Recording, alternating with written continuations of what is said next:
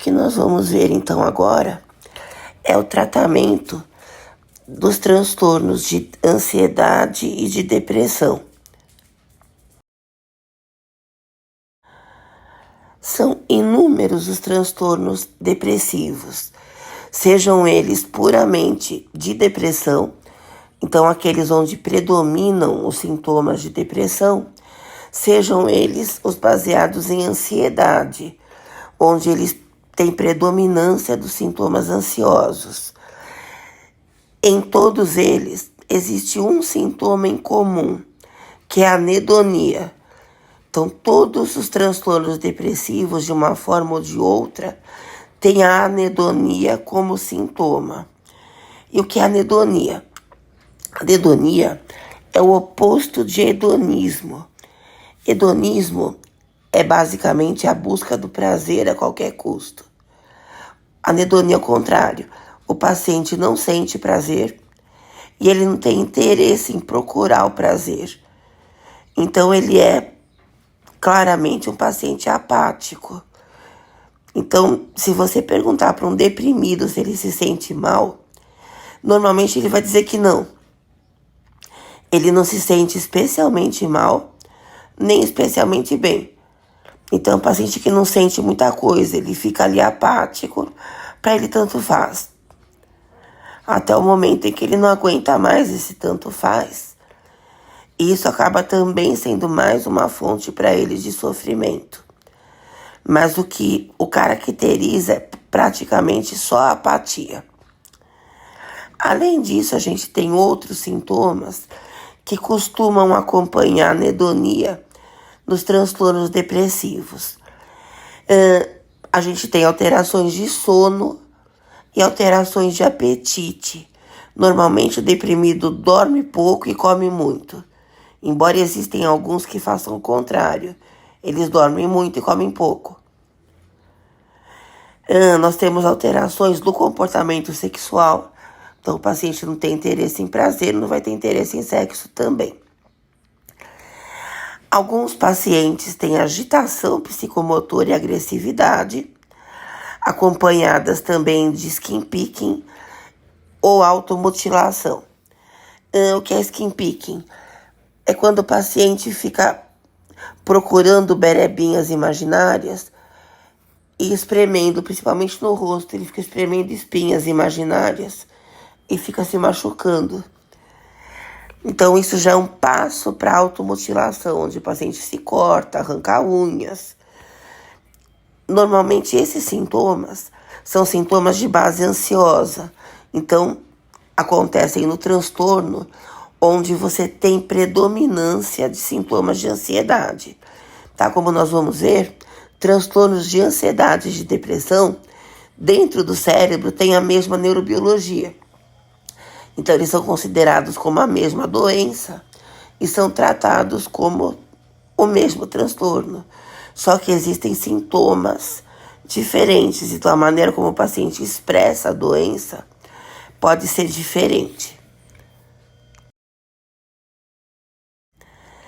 Segundo o DSM-5, ainda você tem uma classificação de transtornos depressivos em transtornos primários e transtornos secundários. O que é uma depressão primária, um transtorno depressivo primário? É quando a depressão é doença de base. O paciente não tem uma outra doença psiquiátrica que o leva a fazer um quadro de depressão. A depressão é a doença de base. Aqui nós temos dois transtornos.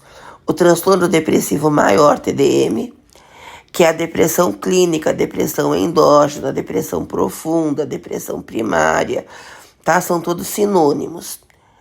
E nós temos a distimia, que é o transtorno depressivo menor. Então, distimia, basicamente, é o mau humor crônico. Então, o paciente sempre vê a vida pelo lado negativo. Nesse caso, se o paciente não se incomodar com isso, se a qualidade de vida que ele considera ideal para ele está existindo, ele não precisa do tratamento. Então, ele consegue funcionar com a distimia. Agora, se esse tipo de comportamento o incomoda, aí ele precisa tratar. E o tratamento é igual ao do transtorno depressivo maior. Só que aí o paciente tem como funcionar na vida dele sem tratar. Então é uma escolha dele. Agora o transtorno depressivo maior não. Se o paciente não trata, ele morre. Ele vai chegar um momento em que ele vai ter uma ideação suicida. E num momento ou em outro ele vai conseguir fazer o ato, ele vai conseguir morrer. Então ele precisa do tratamento. Tá? Um TDM não funciona com qualquer tipo de qualidade de vida sem tratamento.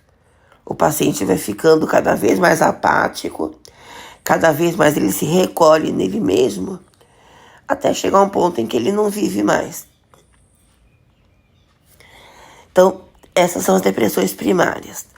E nós temos o conceito que ainda é usado de depressão secundária, que é quando você tem um outro transtorno psiquiátrico e por cima dele o paciente faz um quadro de depressão.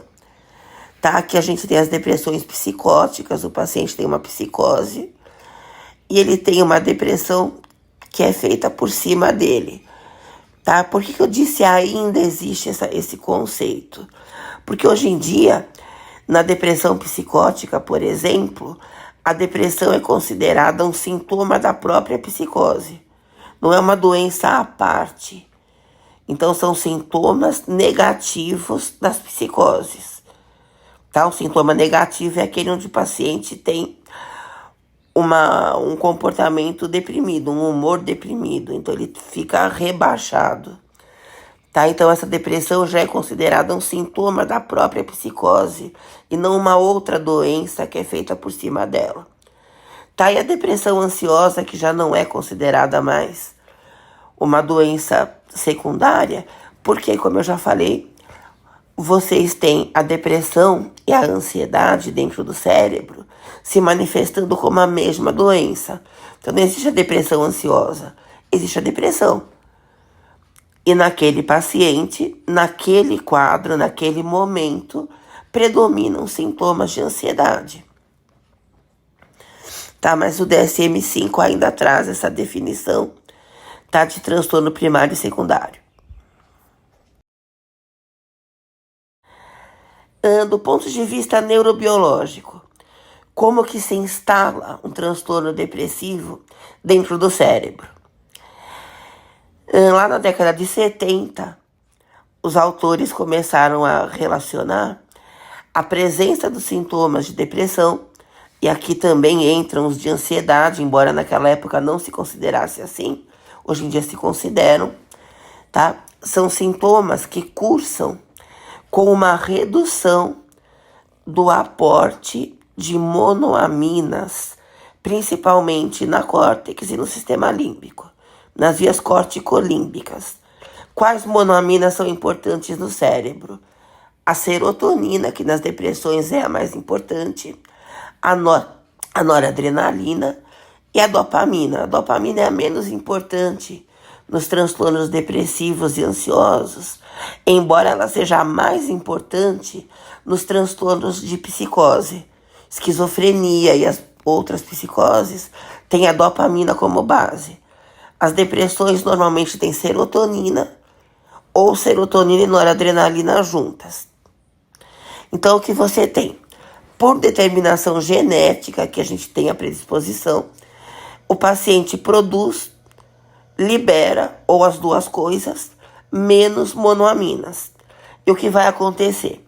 Como essa redução é persistente, a pessoa tem predisposição genética a isso, você vai ter um aumento na quantidade de receptores. Você vai ter uma up regulation. Então, as depressões são transtornos de up regulation, de excesso de receptores. Que receptores? Receptores monoaminérgicos, quase sempre de serotonina. Que é o que nós temos aqui nessa ilustração.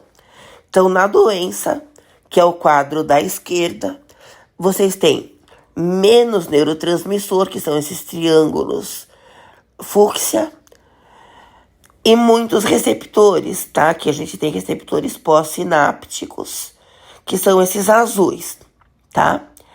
E o quadro da direita já é depois da utilização do medicamento. A droga vai aumentar a monoamina, então cada grupo tem um mecanismo para aumentar essas monoaminas, mas todos eles aumentam. E nós temos uma redução dos receptores, down regulation. Então, qual o mecanismo básico de ação dos antidepressores? A down regulation de receptores de monoaminas. A redução dos receptores. Como que a gente obtém essa redução? Aumentando a quantidade de monoaminas. Como que para diminuir esses receptores, você precisa de algum tempo, tá? Esse tempo é alguma coisa entre 2 e 4 semanas. Esse é o tempo que a droga leva para induzir o efeito pleno. Então, você tem que ter uma down regulation importante o bastante para virar um comportamento, para você enxergar como um comportamento. Tá? Isso demora de 15 a 30 dias em geral. Então, qual a relação entre aumentos de receptores e sintomas de depressão ou de ansiedade e aumento de monoaminas e redução de receptores com a reversão desses sintomas? É o que esse esquema está mostrando. Então, vamos primeiro ver uma situação onde você está com excesso de receptores, que é a situação da doença. Você está com pouca monoamina, que são esses triângulos azuis, e muitos receptores. Tá? Você está com excesso de receptor, AP regulation. A situação de AP regulation não é que você está com receptores a mais. Você está com receptores numa conformação onde eles ficam virados para fora. Eles ficam aptos a encontrar o neurotransmissor. Nessa conformação, você vai ter uma alteração de segundos mensageiros e de metabolismo do neurônio, tá? Específica para a situação da conformação da AP regulation. Então, você tem uma alteração metabólica no neurônio causada por essa AP regulation. Produtos desse metabolismo vão lá no núcleo, no DNA, e alteram a síntese proteica. Alteram como? Alteram de várias formas. Por exemplo, reduzindo a produção daquele fator de crescimento neuronal chamado BDNF. Então, você diminui esse fator e, obviamente, diminui a plasticidade do cérebro, motivo pelo qual crises de depressão, e aqui se incluem as de ansiedade, reduzem a cognição do paciente, porque você perde plasticidade cerebral. Você aumenta ainda mais os receptores, o receptor é uma proteína, você aumenta mais ainda, aumentando ainda mais a AP regulation e aprofundando ainda mais o processo depressivo. E você tem outras alterações que vão te afetar a estrutura do neurônio e o funcionamento, tá? Essas alterações morfológicas e funcionais que levam aos sintomas da depressão. Então, uma alteração física do cérebro tá te levando a uma alteração de comportamento. Quando você vem com a droga, e é isso que está representado na imagem, você aumenta a monoamina, que são os triângulos azuis. Os receptores se reduzem, tá? Down regulation. Aqui também você não vai diminuir, você não vai matar o receptor.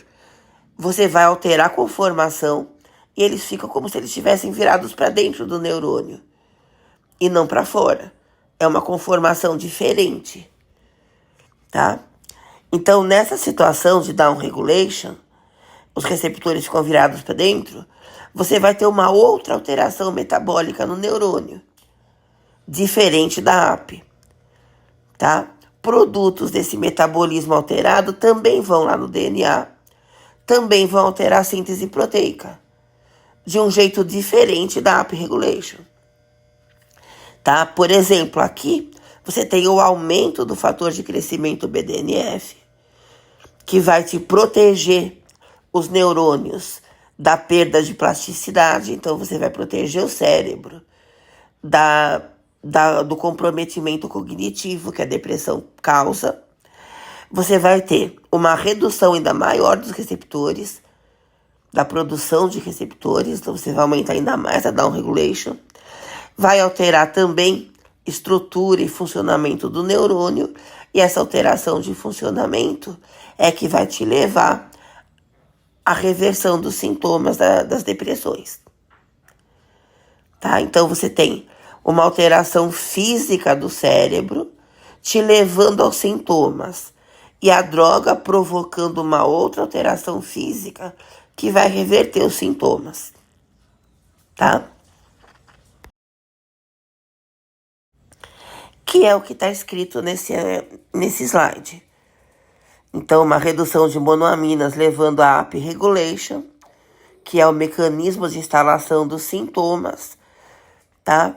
Isso alterando síntese proteica, por exemplo, reduzindo o BDNF, que vai reduzir a plasticidade e vai dar comprometimento cognitivo e aumento da produção de receptores.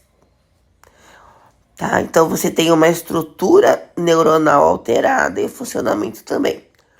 Ou seja, depressão é uma doença física do cérebro.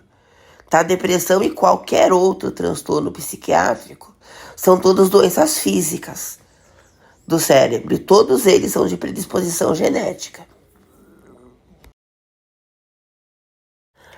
As drogas aumentando as monoaminas levam a down regulation, redução da quantidade de receptores virados para fora do neurônio.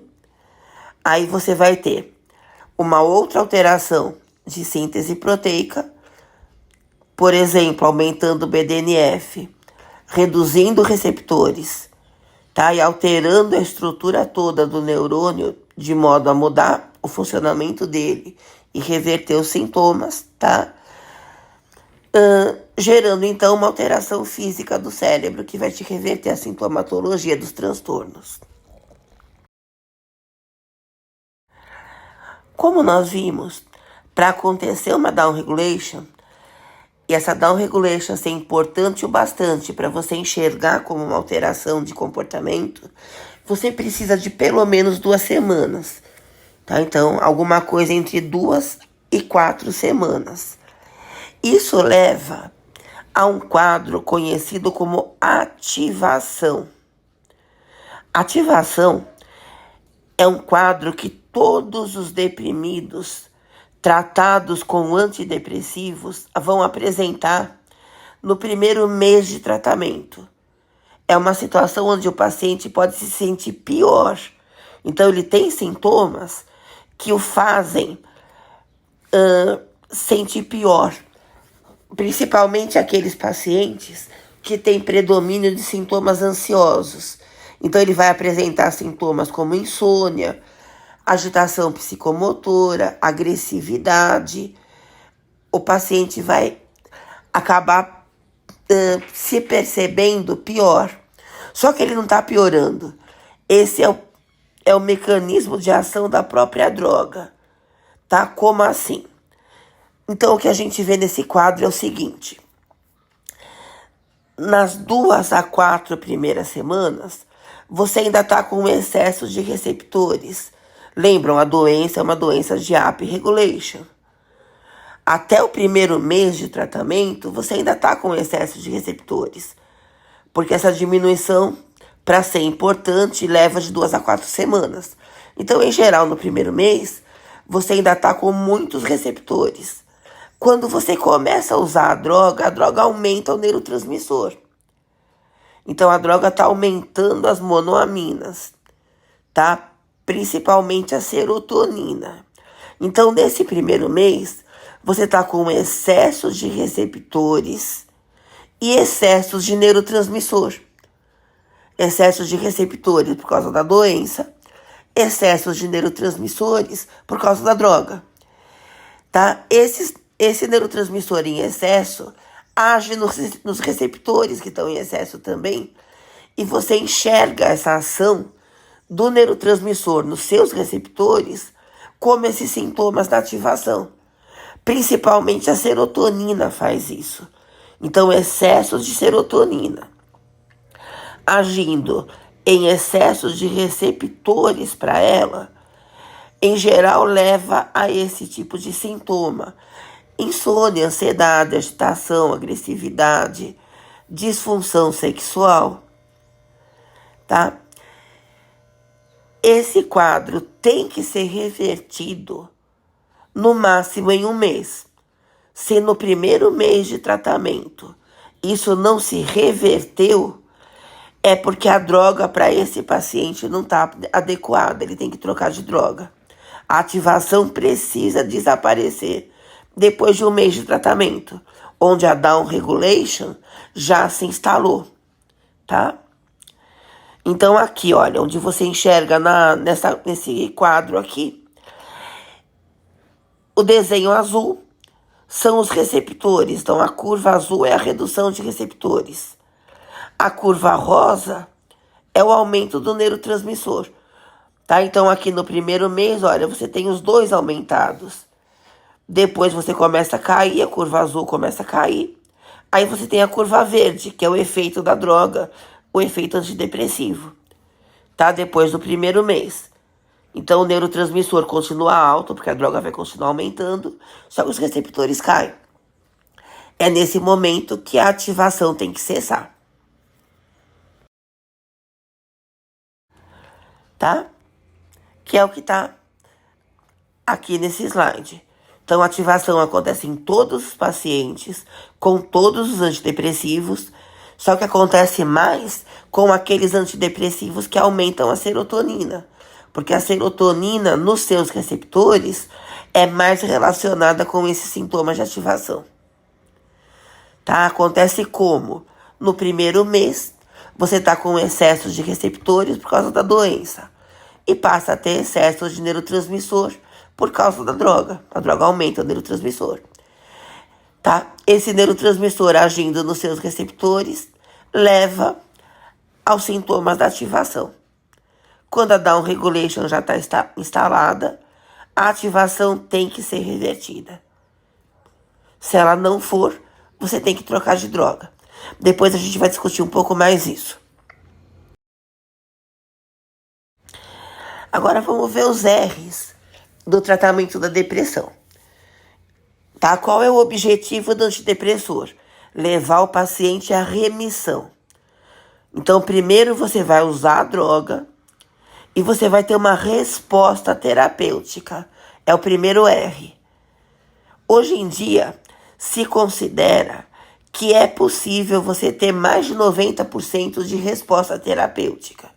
Ou seja, o paciente ter pelo menos 90% de reversão dos sintomas. Tá? Até a década de 2000, a primeira década dos anos 2000, era considerado 50% como uma resposta boa. O paciente tinha metade dos sintomas revertidos, isso era considerado uma boa resposta. Ele se sente mal ainda, mas sem a droga ele se sentia pior. Hoje em dia já não se aceita isso, tá? Vai se fazendo trocas de drogas, em alguns casos até mesmo associação de antidepressivos, para que o paciente tenha uma resposta acima de 90%. Então esse é o primeiro R, resposta. Isso acaba se instalando no máximo em 1 mês. Tá? Se em 1 mês não aconteceu a resposta, é interessante já se mudar o medicamento. O segundo R é a remissão. Transtorno psiquiátrico não tem cura. É como câncer também não tem cura. Tanto os transtornos psiquiátricos quanto o câncer, eles têm tratamento, eles têm controle. Então você não cura o paciente, você coloca o paciente em remissão, onde ele fica sem sintomas, tá? No caso do câncer, é chamado sobrevida livre da doença. Então o paciente está sem os sintomas da doença, mas ele está sendo tratado, ele está em remissão. motivo pelo qual o tratamento de transtorno psiquiátrico é um tratamento crônico. O paciente nasce com a predisposição à doença, submetendo-se ao estresse durante a vida dele, ele pode fazer os sintomas, ele abre o quadro, como se chama. Uma vez que ele fez os sintomas, ele precisa do tratamento. Se ele para o tratamento, qualquer situação de estresse faz com que os sintomas voltem, tá? Voltando os sintomas, o paciente vai continuar tendo comprometimento da plasticidade do cérebro, perdendo cognição, tendo perda pessoal, perda de relacionamento, perda emocional, perda profissional, perda financeira, tá? Porque ele vai estar de novo no quadro sintomático. E não faz sentido, não há motivo nenhum para que o paciente pare o tratamento, tá? Então, o que se considera hoje em dia é que se o paciente fez, em média, 3 crises graves de depressão, o tratamento fica por pelo menos 5 anos. E a maior parte dos psiquiatras hoje em dia mantém para o resto da vida. E eu concordo com esses autores, acho que eles têm razão. O tratamento precisa continuar cronicamente para sempre, para proteger o paciente de novas crises. E é esse o objetivo do tratamento. Manter o paciente sem crises, tá? Então, assim, a remissão ela é mantida pro resto da vida dele com o tratamento. Ah, mas tratamento só com droga? O que se sabe hoje em dia é que a terapia, a psicoterapia, dentro do cérebro, ela funciona como a droga. Ela altera a plasticidade do cérebro, aumentando a produção dos fatores de crescimento. Então, ela é considerada hoje em dia uma droga epigenética. Uma droga epigenética não altera o genoma, mas altera a manifestação. Então, é considerado hoje em dia um sinergismo entre a droga e a psicoterapia. Então, o ideal é o paciente fazer as duas coisas, porque a psicoterapia aumenta muito o efeito da droga, tá? E a droga vai fazer com que o terapeuta consiga trabalhar com o paciente, porque ele não consegue trabalhar com o paciente sintomático. Não existe psicoterapeuta que consiga isso. Ele precisa que o paciente esteja sem sintomas para ele conseguir trabalhar com ele na psicoterapia. Então, o ideal é fazer as duas coisas ao mesmo tempo, tá? Enquanto o paciente estiver vivo. Por exemplo, os terapeutas cognitivos e comportamentais, eles fazem blocos de 10 sessões. Então, o paciente faz 10 sessões. Quando ele sentir nova necessidade, ele volta, faz mais 10. Então, ele não faz constantemente. O psicoterapeuta não, o psicanalista, ele já mantém o paciente por mais tempo na psicanálise. Então, depende do tipo de terapia, tá? Mas o ideal é manter para sempre, durante o tempo de vida. É conscientizar esse paciente de que ele precisa do tratamento a longo prazo. O que acontece quando o paciente para de tratar? Então, ele fez o tratamento, ele chegou à remissão, aí ele parou. Ele achou que ele estava curado, ele parou. Se ele parar o tratamento entre 4 a 9 meses depois que ele obteve a remissão e ele voltou a ter sintomas, essa volta dos sintomas é chamada recidiva, mas um R. Então, o que é uma recidiva? É quando o paciente parou o tratamento entre 4 e 9 meses depois que ele obteve a remissão e os sintomas voltaram. Sintomas voltando entre 4 a 9 meses depois que o paciente parou o tratamento é considerado recidiva. Se ele parou de 1 ano para frente, então ele passou 1 ano em remissão, parou de tratar, os sintomas voltaram, isso é chamado de recorrência. que é recorrência? É quando os sintomas voltam de 1 ano para mais, depois que o paciente estava em remissão. Ele passou pelo menos 1 ano em remissão, os sintomas voltaram. Isso é chamado recorrência, mais um R. Para que se evite isso, tanto a recidiva quanto a recorrência, é interessante manter o paciente em remissão para o resto da vida dele, tratando cronicamente com drogas e terapia. Tá?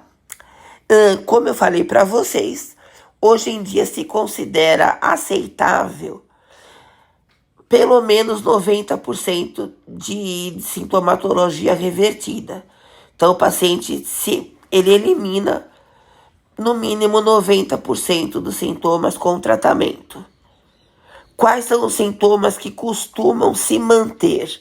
Quais os sintomas mais difíceis de serem eliminados? A insônia, a fadiga, o cansaço, a dor, principalmente pacientes que têm fibromialgia, que é uma doença depressiva, com sintomas musculares, então dor muscular crônica, ou cansaço muscular crônico, que é a síndrome da fadiga crônica. Perda de concentração, perda de interesse, então apatia, tá? Perda de plasticidade neuronal. Esses são os sintomas mais difíceis de serem revertidos, tá? Aqueles que são revertidos com mais facilidade: ideação suicida, humor deprimido e retardo psicomotor. Tá? Esses sintomas são mais facilmente tratáveis. Normalmente, a insônia, o cansaço muscular, a dor muscular e a perda cognitiva podem precisar da associação do antidepressivo com outra droga. Tá? Por exemplo, um hipnótico para induzir sono. Por exemplo, um amplificador do efeito do antidepressivo, como a pregabalina, que a gente vai discutir daqui a pouco. Tá? Então, são sintomas que você pode precisar da associação com outras drogas. Que drogas nós temos disponíveis? Como eu falei para vocês, todas as drogas antidepressivas vão aumentar o neurotransmissor. Só que a gente tem formas diferentes de aumentar e nós temos alterações das diversas monoaminas.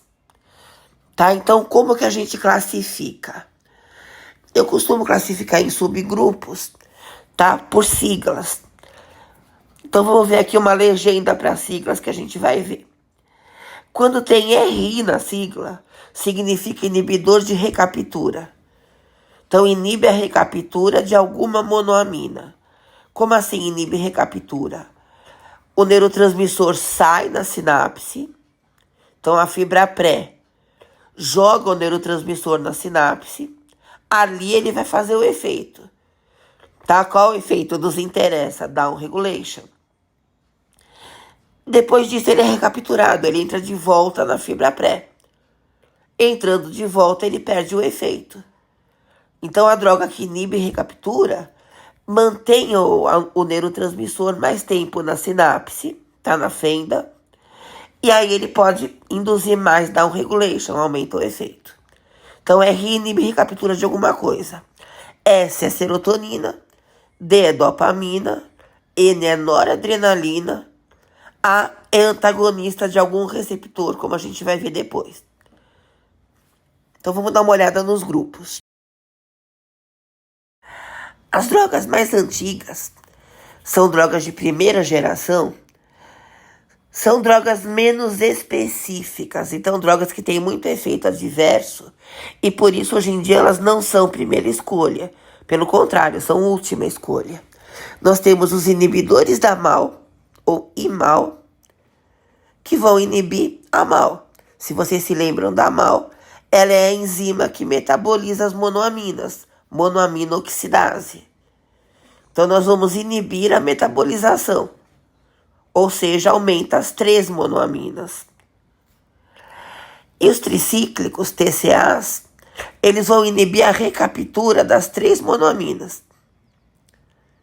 Tá, os tricíclicos, os TCAs, além de terem muito efeito adverso, como a gente já vai ver, eles são também as drogas mais inseguras de todos os antidepressores. Tá? Então, a dose letal é muito próxima da dose eficaz. Se o paciente tem, por exemplo, ele tem uma prescrição de 60 dias de tratamento com tricíclico, e ele decide tomar todos esses medicamentos de uma vez. Ele decide cometer o suicídio fazendo uma overdose de tricíclicos. Com 60 dias de tratamento, ele consegue morrer. Tá? Os outros grupos, não. É muito difícil o paciente fazer uma overdose fatal de algum antidepressivo que não seja TCA. Tá? Então, essa já é mais uma desvantagem dos TCAs. Quais os efeitos adversos mais importantes dos TCAs?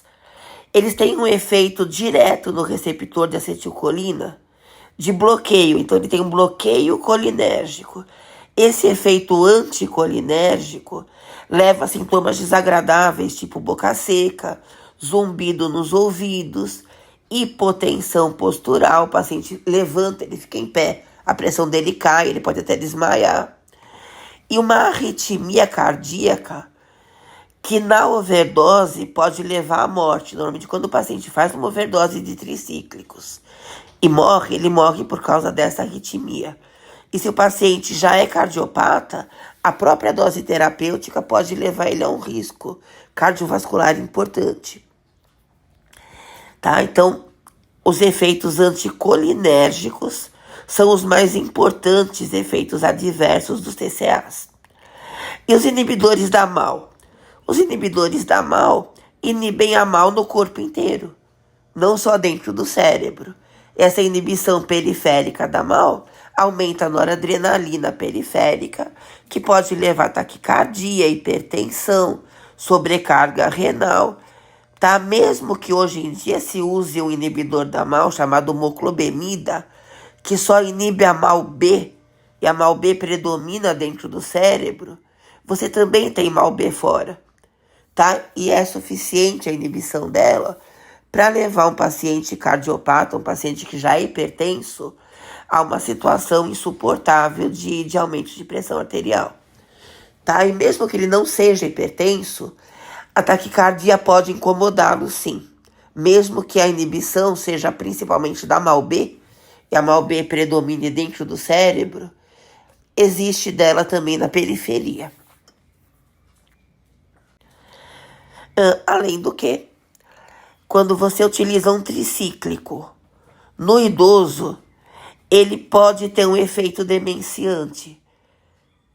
Tá? Por quê?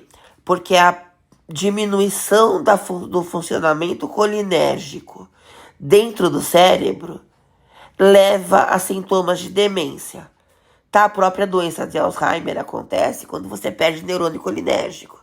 Então, o tricíclico ele é contraindicado no idoso e, obviamente, contraindicado em pacientes que sofrem de demência. Bom, se os IMAL e os TCAs não são primeira escolha, qual é a primeira escolha? A primeira escolha é esse grupo aqui, SSRI, inibidores seletivos da recaptura da serotonina. Então, eles vão aumentar a serotonina na fenda sináptica. Aqui a gente tem a maior quantidade de antidepressivos da terapêutica. Tá? Então, fluoxetina, sertralina, paroxetina, citalopram, escitalopram, que é o isômero do citalopram. Tá? Então, são as drogas de primeira escolha. Então, normalmente, o paciente procura o psiquiatra, é diagnosticado um transtorno depressivo ou ansioso, que é a mesma coisa, como a gente já viu várias vezes. A primeira coisa que o psiquiatra prescreve é um SSRI. Tá? Então, ele escolhe dentro desse grupo uma dessas drogas. Normalmente, quando o paciente tem predomínio de sintomas ansiosos, o psiquiatra opta pelo citalopram ou pelo escitalopram.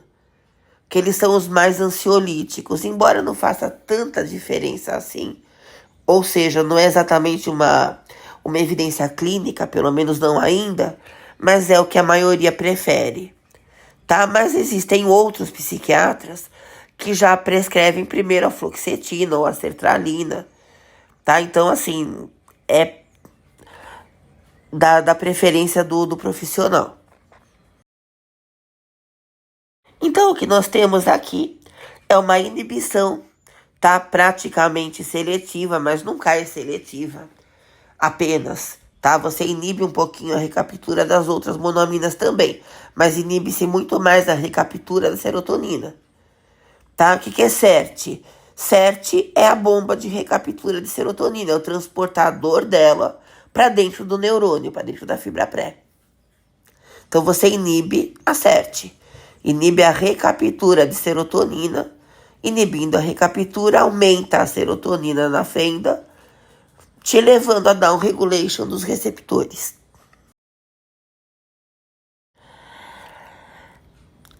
A prescrição de um SSRI costuma ser suficiente para reverter a maior parte dos sintomas dos transtornos depressivos e ansiosos, tá? Porque a maioria deles é dependente de serotonina, tá? Existem situações, são raras, mas existem, onde o paciente usa um mês o antidepressivo SSRI, os sintomas se revertem, mas a ativação não. A ativação persiste depois do primeiro mês de tratamento.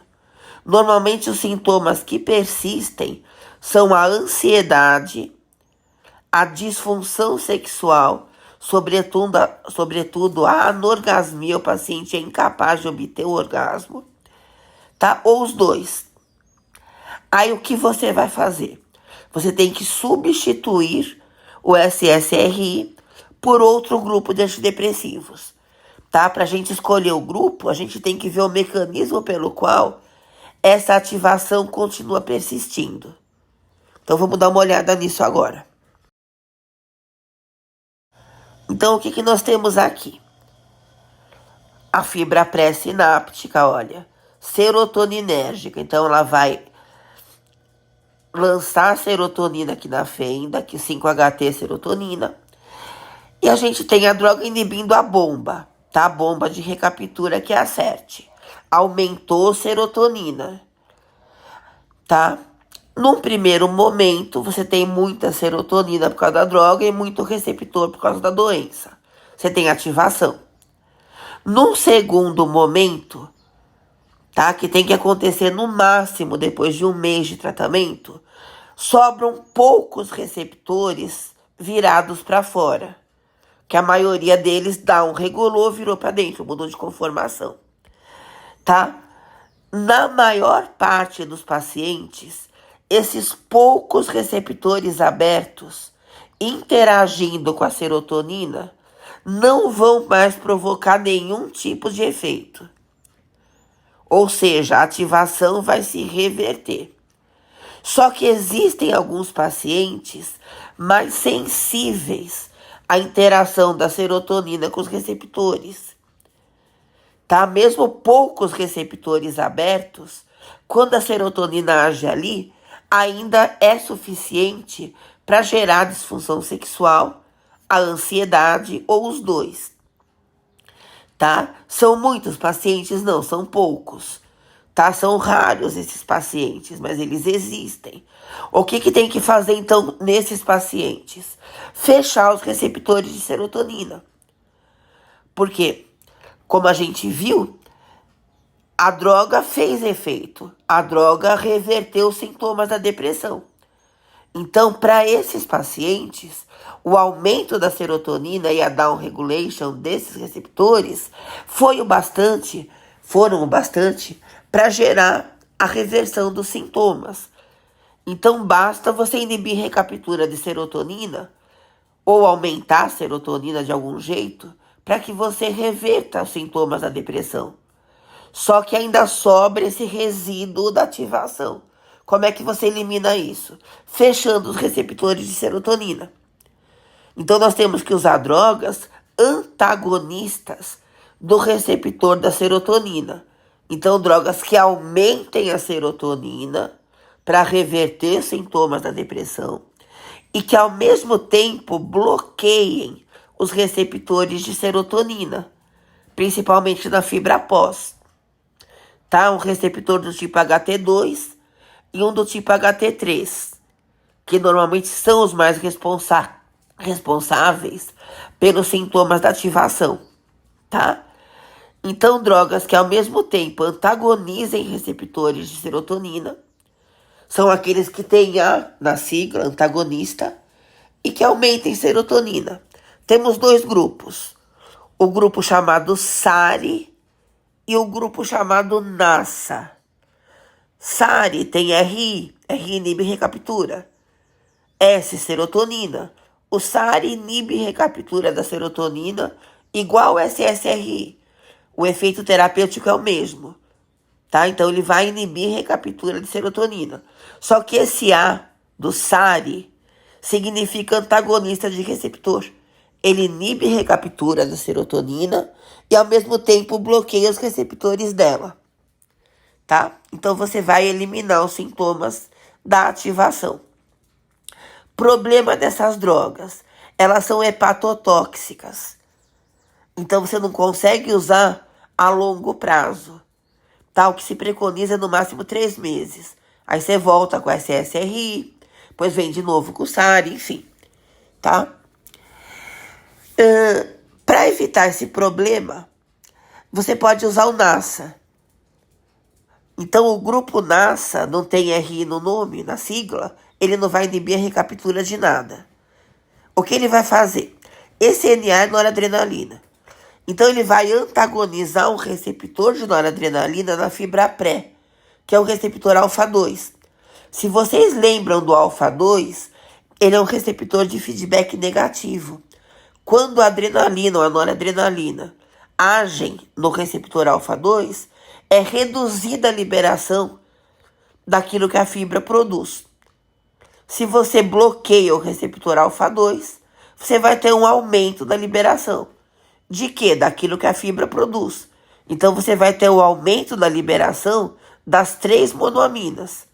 Você bloqueia o receptor de noradrenalina na fibra pré, tá? Esse bloqueio vai aumentar a liberação daquilo que esse neurônio produz.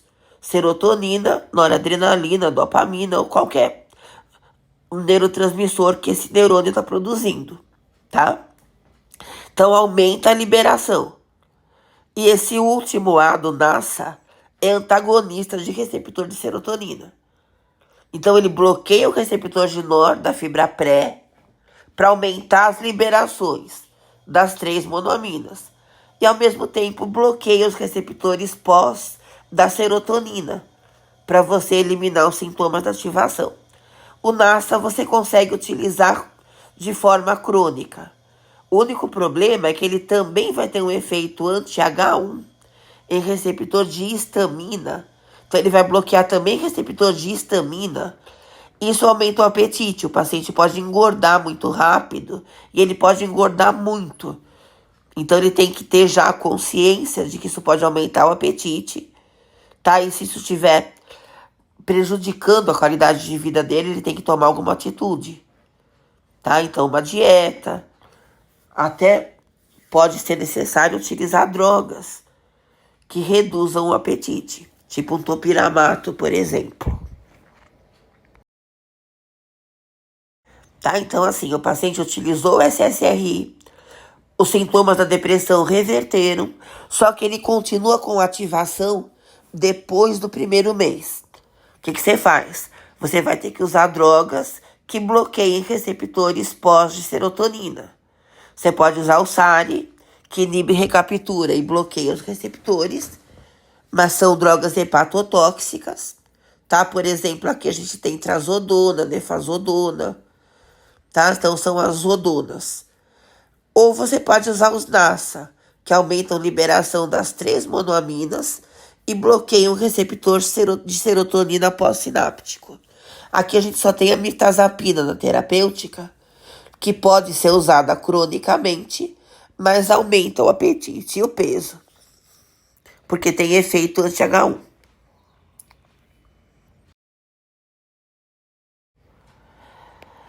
Bom, existem quadros depressivos onde não basta você aumentar a serotonina. Normalmente quadros que cursam com transtornos musculares, tipo fibromialgia, síndrome da fadiga crônica, ou aqueles que têm compulsões na base da doença. Por exemplo, toque. Por exemplo, algumas fobias. Aí você precisa utilizar drogas que alterem as outras monoaminas. Aí você parte para outros grupos. Então a gente tem o grupo SNRI, inibe recaptura de serotonina e de noradrenalina. Bem mais a noradrenalina do que a serotonina. Tá? Que a gente tem venlafaxina, desvenlafaxina, que é o isômero, duloxetina. Tá? Essas drogas são usadas normalmente quando você tem tom SSRI e depois do primeiro mês ainda o paciente tem os sintomas do transtorno depressivo. Aí você parte para esse grupo, tá? Esse grupo é primeira escolha em pacientes que têm sintomas musculares, tipo fibromialgia, síndrome da fadiga crônica, porque já tem evidências que esse tipo de sintoma é muito relacionado com noradrenalina. Então, se você aumentá-la, você consegue uma eficiência maior. Se o paciente tem sintomas baseados em compulsão por comida, por jogo, por sexo, por compras, ou ele tem toque, transtorno obsessivo compulsivo, pode ser interessante usar drogas que aumentem dopamina. Tá? Esse grupo aqui, NDRI, que era chamado de SDRI até pouco tempo atrás, ele costuma ser primeira escolha nesses casos. Tá? A droga mais importante é a buspirona, que é bastante usada em paciente fumante que quer parar de fumar, ou paciente obeso que é compulsivo por comida, principalmente por açúcar. Tá? Por que ele era SDRI e agora é NDRI? Porque se achava que ele inibia a recaptura, ele é um RI, de serotonina e dopamina. Principalmente dopamina.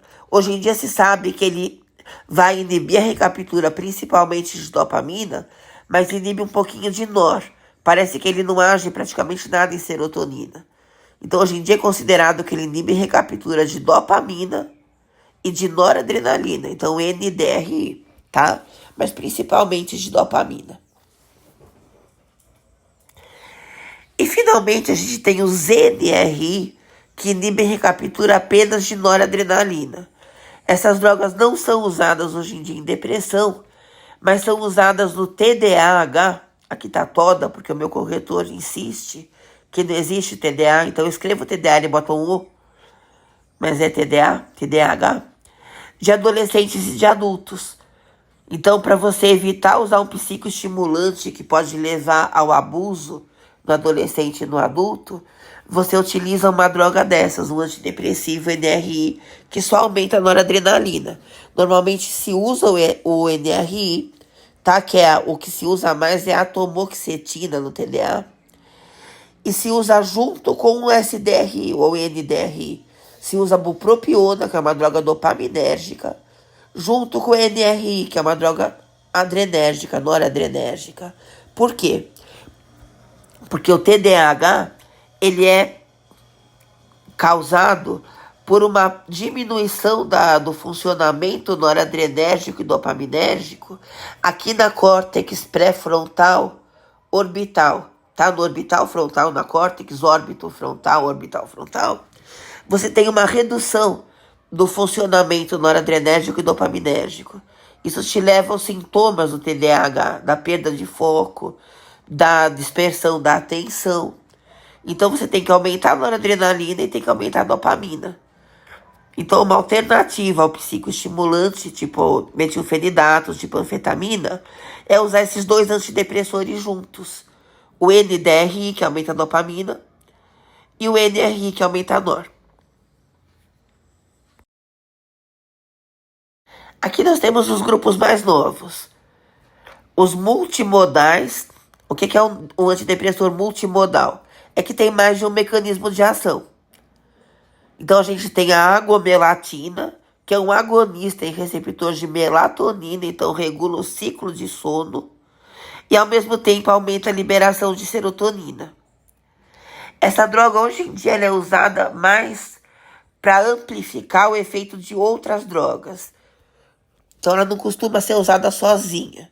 Ela costuma amplificar o efeito de outros antidepressivos ou de antipsicóticos. Tá? A gente tem aqui vilazodona e vortioxetina, são drogas novas, que elas estão sendo desenvolvidas para você substituir o SSRI naquele caso da ativação que não termina depois do primeiro mês. Então, alternativas ao SARI e ao NASA. Tá? O que essas drogas fazem? Elas inibem a recaptura da serotonina. Em vez de elas serem apenas antagonistas do receptor de serotonina pós, elas são também agonistas parciais. Então tem um efeito um pouco menor no receptor da serotonina, tá? Mas é suficiente para bloquear a ativação, tá? Vantagens: não são hepatotóxicas e teoricamente não vão aumentar o apetite nem o peso, tá? Só que ainda a gente não tem evidência clínica até o momento de vantagens terapêuticas delas sobre o SARI, sobre os NASA, nos casos de ativação persistente, tá? Porque ainda não teve tempo suficiente para a gente tirar uma evidência. Hoje em dia, estão se usando derivados da ketamina ou da cetamina como drogas antidepressoras. Por exemplo, a esketamina, que é o isômero da ketamina, é bem usada, tá? Hoje em dia, bem usada que eu digo é em pesquisa clínica, tá? Em ensaio clínico. Embora já existam prescrições da terapêutica. O que é ketamina? Ketamina é um anestésico geral. Tá? Ela vai atuar em receptores, principalmente de glutamato. Então, vão antagonizar receptores, vão bloquear alguns receptores de glutamato, vão aumentar o efeito do GABA, tá? Como anestésicos gerais. Essa droga, a ketamina em si, era uma droga de balada, é um alucinógeno. Então, para evitar o efeito alucinógeno, não se usa a ketamina como antidepressivo, mas a esketamina, que é o isômero que tem menos efeito alucinógeno. Tá? Ela costuma ser usada hoje em dia em depressão refratária, quando nada mais fez efeito.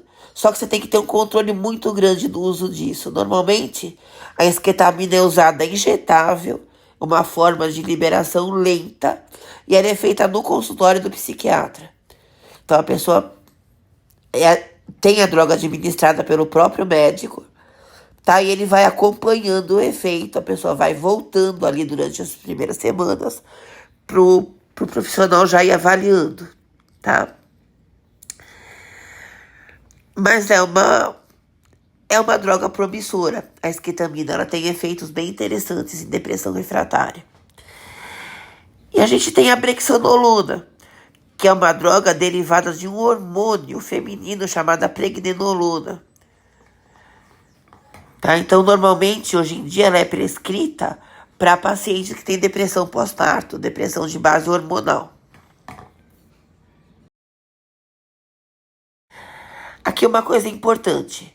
Se você utiliza um antidepressivo no paciente que não tem um transtorno depressivo ou ansioso, ou se você usa no paciente que tem, mas você interrompe o uso bruscamente, você vai induzir provavelmente um quadro de agressividade extrema.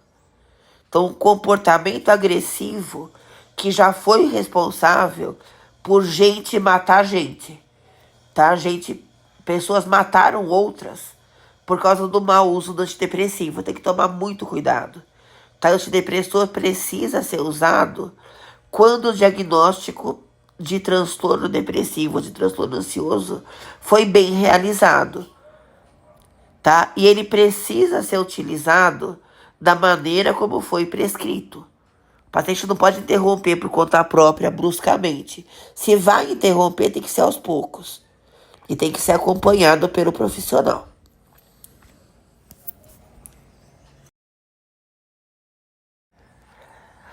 Bom, agora vamos falar um pouco dos transtornos de ansiedade. Então, como a gente já vem vendo ao longo da exposição agora, existe uma sobreposição importante entre os sintomas do TDM, transtorno depressivo maior, e os sintomas dos transtornos de ansiedade, representados aqui pelo transtorno de ansiedade generalizada, que é a ansiedade clínica. Ela corresponde ao TDM, tá? O TAG, que é o transtorno de ansiedade generalizada, está para a ansiedade, assim como o TDM está para a depressão. É ansiedade crônica, ansiedade clínica.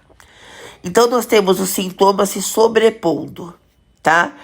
Existem 2 sintomas de ansiedade que não estão correspondendo a sintomas do TDM, que são o medo e a esquiva fóbica.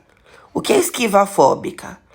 Você teve uma crise de pânico, tá? Você teve uma crise de sintomas baseados no medo.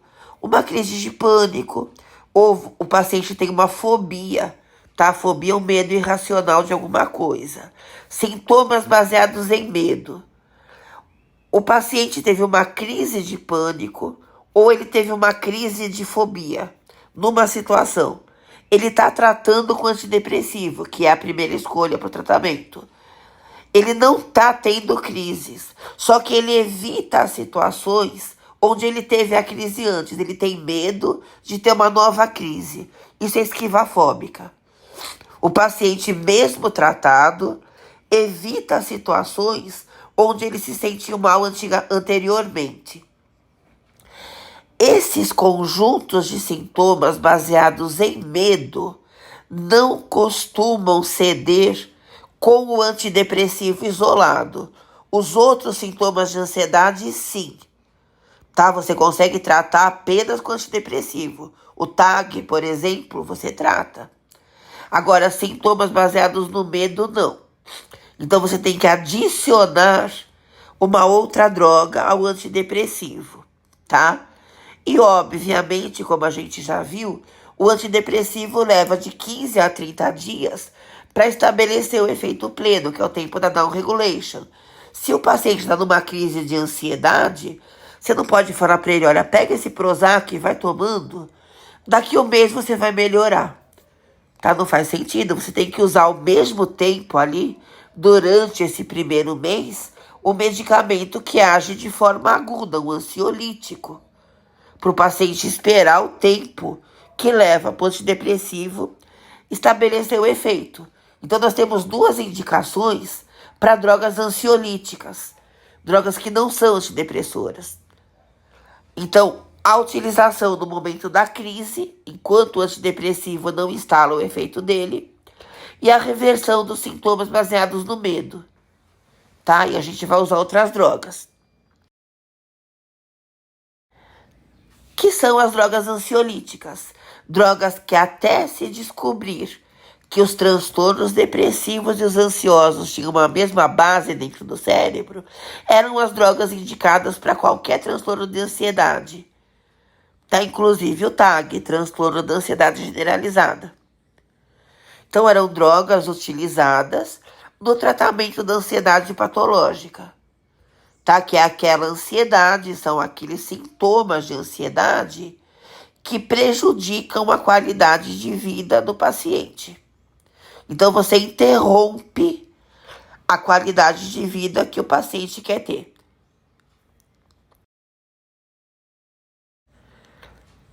E existiam, ainda existem, tá? No DSM-5 ainda existe a classificação de transtornos de depressão secundária, transtornos de de depressão ansiosa, que são chamados.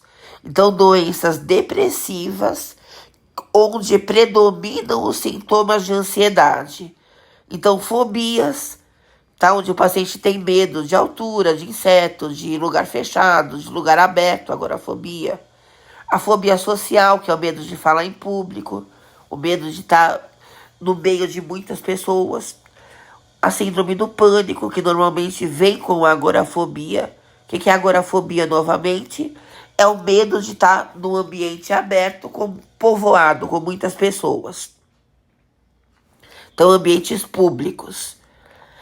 A depressão ansiosa, como depressão, tá? O paciente está deprimido, mas ele tem medo de não conseguir dormir, ele tem medo de estar engordando, ele tem medo de sair de casa e ter uma crise de alguma coisa, ele tem medo de passar mal, tá? Então, depressão ansiosa. Síndrome do estresse pós-traumático, o transtorno obsessivo compulsivo, TOC, e aqui não tá, mas a bulimia nervosa também é uma depressão ansiosa. Como que se trata? Primeira escolha, antidepressivos, tá? Sobretudo aqueles que aumentam serotonina.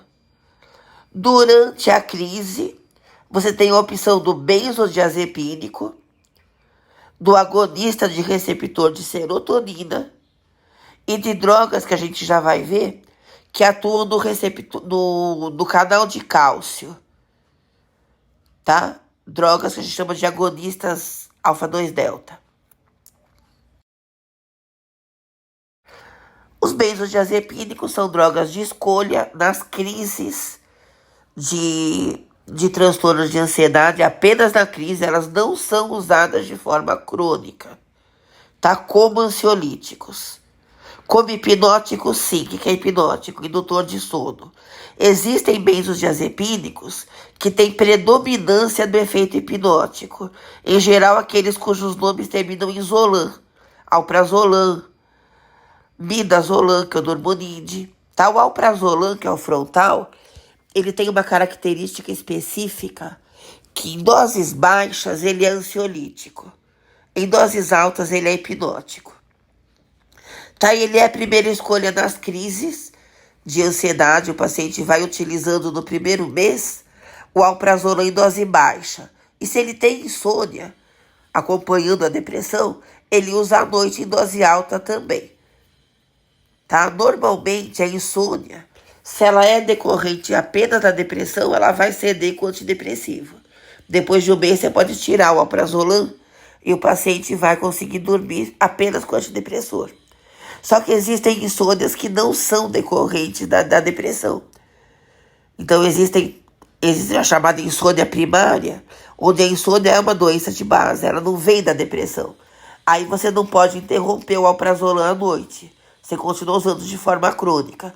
Então, em geral, o hipnótico, quando a insônia é primária, ela não é decorrente da depressão, ele é usado de forma crônica. Tá? Então, o benzohipnótico, midazolam, alprazolam.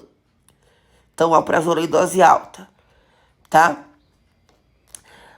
O benzodiazepínico ansiolítico normalmente tem o nome terminado em Zepam. Tá? Esse é usado na crise de transtornos ansiosos, enquanto o antidepressivo não instalou o efeito dele.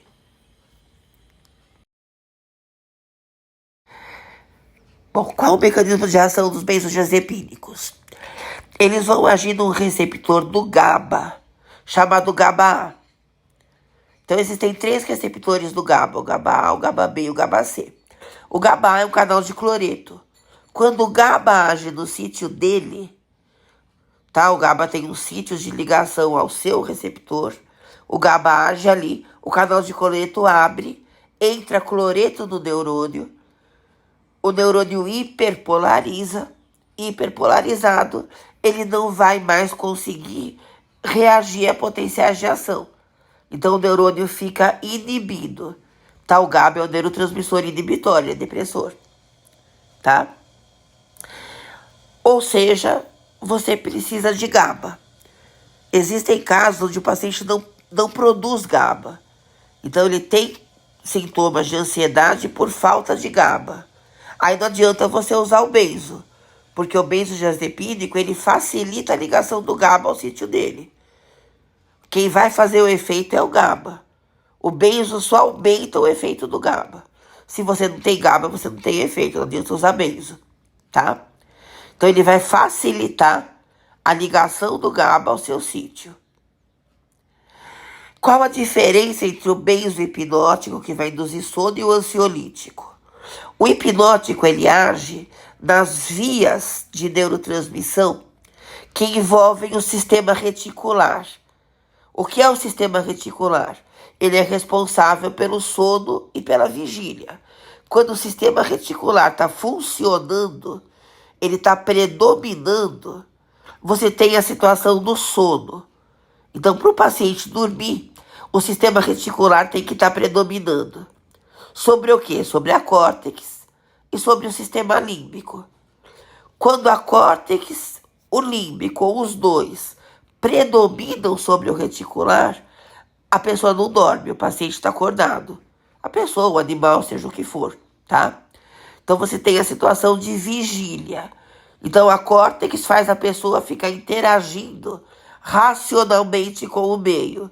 E o límbico faz com que a pessoa fique interagindo emocionalmente com o meio, tá? De uma forma ou de outra, a pessoa não está dormindo, ela está interagindo com o meio. O que acontece então? O benzoansiolítico age entre a córtex e o límbico. Ela reduz o predomínio emocional sobre a córtex. Então, reduz a resposta emocional. E a ansiedade é uma resposta emocional. Você reage demais a uma situação. É uma hiperreatividade. Então, o ansiolítico age reduzindo, deprimindo, tá? Deprimindo como? Aumentando a ação do GABA. Deprimindo a resposta emocional, a resposta do sistema límbico, tá?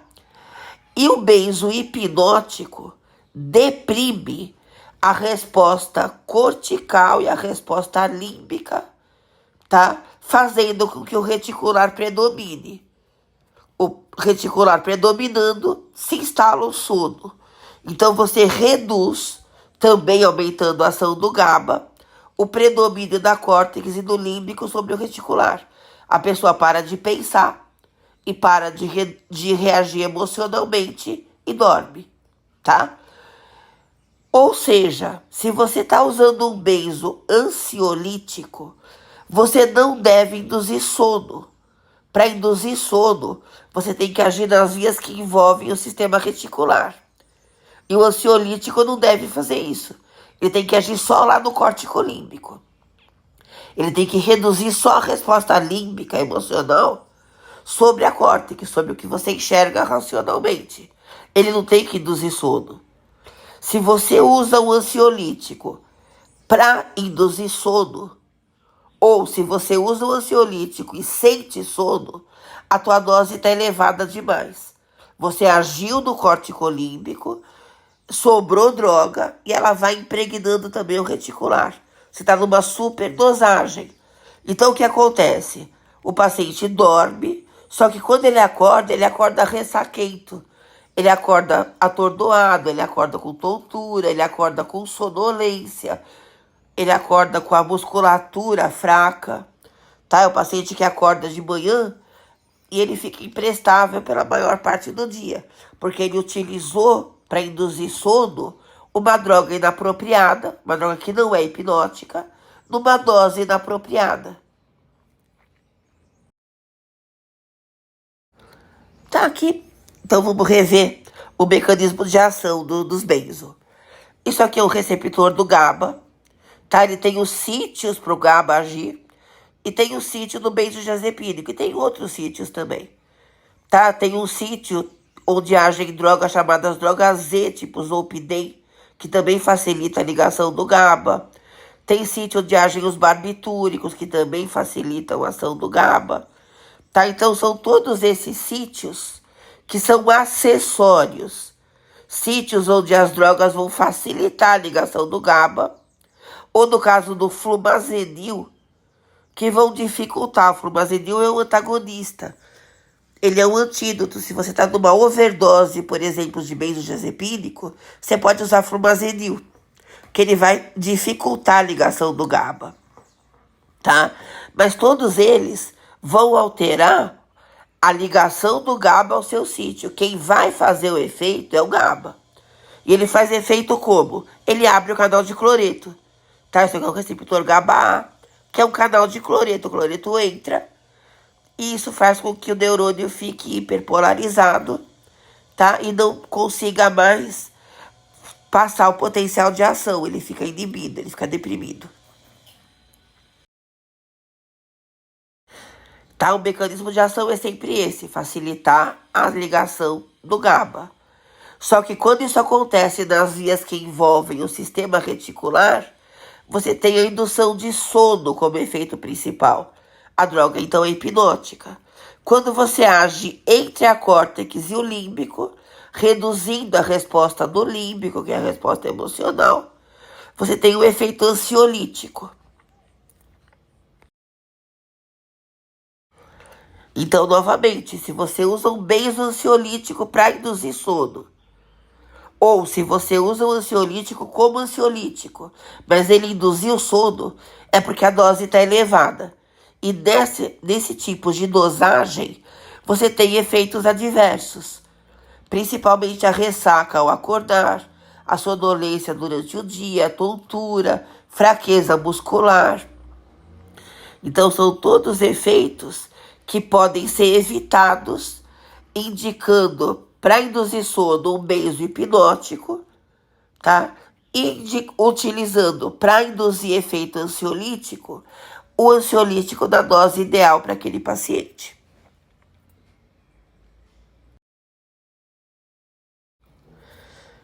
Tá? Então você tem esses efeitos adversos, tipo cansaço, sonolência, torpor, que é sonolência durante o dia.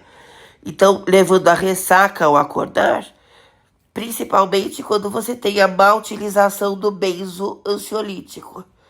Ou você usa como hipnótico, que eles não são, ou você usa como ansiolítico, mas a dose está elevada. O benzo hipnótico, tá? Ele pode provocar amnésia anterógrada. Pode não, ele provoca. Em todas as tomadas, em todos os pacientes. O que é amnésia anterógrada? O paciente esquece tudo que ele fez depois que ele tomou o medicamento. Então, por esse motivo, se o paciente vai usar o benzodiazepínico hipnótico, ele tem que usar já na hora que ele vai deitar. Então, na hora que ele vai já dormir, ele toma o medicamento, deita e dorme. Porque se ele tiver alguma outra atividade, ele vai esquecer o que ele fez. O ansiolítico não, a não ser que o paciente use em doses hipnóticas, que são doses que vão impregnar o cérebro inteiro. Tá? Então, além de todos os efeitos adversos, ele vai ter também a amnésia. Tá? Todo benzodiazepínico provoca tolerância. Depois de um tempo, você precisa utilizar uma dose maior. Tá? Como ansiolíticos, não dá tempo de você ter isso. Porque o ansiolítico jamais é usado de forma crônica. Ele é usado no máximo no primeiro mês, em que o paciente está usando o antidepressivo, tá? Quando o antidepressivo já induziu o efeito, você retira o benzo. Então não dá tempo de você ter tolerância. Agora, se ele é usado como hipnótico, aí sim, que o paciente vai usar de forma crônica. Em geral, um benzo hipnótico leva cerca de 1 ano para induzir tolerância. E que tipo de tolerância? Você reduz o sono total? Geralmente não. Geralmente reduz o sono REM, que é aquele sono onde o paciente sonha, o sono profundo, que é aquele que é responsável pelo descanso. Tá? Então, quanto menos sono REM, menos reparador é o sono. Então, o paciente está fazendo uso do hipnótico, do benzo hipnótico. Depois de cerca de 12 a 18 meses, ele diz que ele está dormindo, mas que ele já acorda cansado. Mas ele dorme. Então, provavelmente é isso, a tolerância que está reduzindo o sono REM. E dependência existe? Isso é uma controvérsia. A maioria dos autores diz que não. Por que eles dizem que não? Quando que você vai ter uso abusivo de uma droga? Quando ela te dá prazer. Ninguém vai usar uma droga se ela não vai dar prazer, euforia, algum efeito desse tipo. O benzo provoca isso? Não. O rush, lembra do rush? O rush do benzo é praticamente desprezível. Então ninguém vai usar um benzodiazepínico para ter prazer, tá? Mas não existe uma síndrome de abstinência quando você retira. Alguns autores descrevem sim uma síndrome de abstinência. Só que como eles descrevem, você está usando um benzo hipnótico, você retira, o paciente não consegue dormir. Ou seja, ele vai ter a doença dele. Você toma um benzo ansiolítico, interrompe, o paciente vai ter o quê? Ansiedade. Ou seja, o paciente vai manifestar a própria doença. Porque o benzodiazepínico, como qualquer droga usada em transtorno psiquiátrico, não é droga curativa. É uma droga sintomática. Enquanto a droga estiver lá, os sintomas são revertidos. Quando você tira a droga, os sintomas voltam. Então não seria uma síndrome de abstinência. Seriam os sintomas da própria doença, tá? Que aparecem de novo quando você tira a droga. Então, a maior parte dos autores sustenta isso, que não existe uma dependência e não existe uma síndrome de abstinência. Existe o paciente fazendo sintomas da doença que ele já tem, tá? Então, existe aí essa controvérsia. Agora vejam, benzodiazepínico associado a álcool, aí sim causa dependência, tá? E causa bastante prazer. O benzo aumenta o efeito do álcool e o álcool aumenta o efeito do benzo. Tanto em relação a rush, quanto em relação à depressão respiratória. Tá? Então existe um sinergismo. Os dois depressores usados juntos aumentam o efeito de cada um. Tá? Tanto o prazer quanto a depressão respiratória. Bom, além dos benzo, a gente tem outras opções para utilizar nas crises juntamente com o antidepressivo, tá?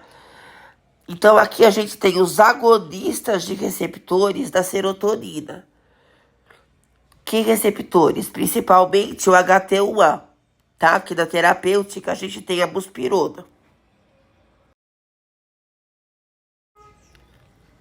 Bom, a buspirona, ela é um agonista de receptor HT1A, que é um tipo de receptor de serotonina. Esse receptor, ele existe na pré-sinapse e ele existe na pós-sinapse, tá? E essa droga age como agonista, ela age no receptor HT1A como se fosse a serotonina, tá? Na pré, o que você tem é uma diminuição da liberação da serotonina. É um receptor de feedback negativo. A serotonina age nele, reduzindo a liberação. Então, no primeiro momento, você reduz a liberação de serotonina. Isso é ansiolítico? Não. Para ser ansiolítico, teria que aumentar. Então, você tem nesses primeiros dias até uma piora, tá? Então, você reduz a liberação. Diminuindo serotonina, o que acontece com os receptores? Aumentam. Up regulation. Isso não aumenta os sintomas? Aumenta. Só que aí a própria buspirona, como ela é agonista do receptor, ela age no receptor pós. Tá? Isso vai te dar um efeito ansiolítico. Então a buspirona age no receptor pós como se fosse a serotonina, tá? Como você tem esse excesso de interação com o receptor, os receptores vão também diminuir. Você vai ter uma down regulation, tá? Porque a fibra pós vai enxergar essa buspirona como se fosse serotonina. Então, o que acontece? Down regulation. Aí você acaba equilibrando os sintomas de ansiedade. É suficiente para reduzir a depressão? Não. Tá? Então, essa down regulation que você vai ter não é suficiente para reverter a depressão. Mas as crises de ansiedade, sim. tá? Essa droga é utilizada na terapêutica? Muito pouco. Ela não tem vantagem nenhuma sobre os meios ansiolíticos e, obviamente, nenhuma sobre os antidepressivos. A única vantagem, digamos assim, do uso da buspirona sobre o benzo é que se você está usando benzodiazepínico, você não pode usar álcool nenhum, porque você vai somar o efeito depressor. Se você usa buspirona, teoricamente você pode associar com o álcool. Da mesma maneira que o antidepressivo você pode associar. Existem pacientes que usam antidepressivo e bebem e acabam tendo um comportamento meio esdrúxulo. Tá? Esses pacientes não podem beber, mas são poucos. A maioria não tem nenhum problema nessa associação. E a buspirona também não, tá? É a única vantagem, entre aspas, que você teria. Então você consegue usar em pacientes com ansiedade leve ou com ansiedade moderada, também na situação de crise, jamais de forma crônica. De forma crônica, apenas o antidepressivo. Atua em sintomas de medo? Não. Tá? Só em sintomas de preocupação, como nós vamos ver daqui a pouco. Tá, aqui nós temos dois tipos de quadro. Sintomas baseados no medo, sintomas baseados na preocupação. Tá? Então, qual a diferença? A diferença é o local do cérebro onde esses sintomas se originam. O centro do medo do cérebro é a amígdala. Tá? Vocês vão ouvir algumas vezes que a amígdala é o centro da ansiedade. Isso não é verdade. A amígdala é o centro do medo. Tá? Então, sintomas de ansiedade que não são baseados no medo não se originam na amígdala. Se originam numa outra parte do cérebro, que é uma ligação entre a córtex, o estriado e o tálamo. Córtico, estriado, talâmicos. Tá? Sintomas de preocupação. Tá? Esses sintomas de preocupação são revertidos pelo antidepressivo serotoninérgico. Tá? Os sintomas baseados no medo que se originam na amígdala, aí não. Aí você tem que usar uma outra droga que amplifique o efeito do antidepressivo. Pode ser o benzoansiolítico? Pode. É usado assim? Não. Como eu falei para vocês, na terapêutica, hoje em dia, não se usa benzodiazepínico de forma crônica. Você só usa nas crises, no máximo por um mês. Tá? O que você usa então? Vamos ver. O que se usa hoje em dia é o chamado ligante alfa-2-delta. O que é alfa-2-delta? Alfa-2-delta é o nome de uma subunidade de um canal de cálcio. Tá? Um canal de cálcio voltagem dependente. Tá? Onde está esse canal que interessa pra gente? Na fibra pré. Na hora que você usa um ligante alfa-2-delta, você vai bloquear o funcionamento desse canal. Não vai entrar cálcio na fibra pré. Não entrando cálcio na fibra pré, você não vai ter liberação de alguns neurotransmissores. Quais interessam pra gente? O glutamato, que é um neurotransmissor excitatório, um aminoácido excitatório. Então, você bloqueia o canal de cálcio da fibra pré. Isso faz com que reduza a liberação do glutamato, que é um aminoácido excitatório. Tá? E daí? E daí que esses sintomas do medo da amígdala, eles são muito relacionados com o excesso da transmissão glutamatérgica. Você está com o excesso da transmissão do glutamato da amígdala, isso te dá os sintomas de medo, tá? Do córtico estriado talâmico, esse mesmo tipo de processo, excesso do glutamato, vai te levar à preocupação. Só que no córtico estriado talâmico, O antidepressivo serotoninérgico é suficiente para reverter. Você não precisa atuar no glutamato, tá? O efeito da serotonina na down regulation já basta. Porque a serotonina desse circuito é importante o suficiente para que você, agindo nela, reverta os sintomas, tá? Que sintomas de ansiedade, da preocupação. Agora, na amígdala, não. Na amígdala, o efeito do glutamato é tão forte, tão intenso, que você precisa agir diretamente nele. Como que você age? Bloqueando os canais de cálcio da fibra pré, e eles reduzem a liberação do glutamato. Tá? Então, essas drogas, principalmente a pregabalina, elas são utilizadas junto com o antidepressivo serotoninérgico nessas situações onde você tem predominância do medo. É necessário utilizar? Depende do paciente. Paciente que teve uma crise de pânico, por exemplo, tá usando o antidepressivo serotoninérgico, ele não tá tendo mais crises. Mas se ele tá evitando as situações onde ele já teve a crise, pode ser interessante usar pregabalina, que ele tá com esquiva fóbica, ele tá se impedindo de viver totalmente. Por exemplo, ele foi assistir um show e ele teve uma crise de pânico na fila do show. Mesmo usando o antidepressivo, não tendo mais crises, ele vai deixar de assistir a shows, porque ele tem medo de ter outra crise. Então ele vai se furtar de uma atividade que ele gosta, tá? Ou, sei lá, no shopping, ele vai parar de ir a shopping porque no shopping ele teve uma crise de pânico. Então ele pode perder atividades que ele gostaria de fazer porque ele está na esquiva fóbica. Nessa situação pode ser interessante usar pregabalina, tá? Uma outra utilização para o ligante alfa-2 delta são as doenças depressivas que têm sintomas musculares, principalmente a fibromialgia.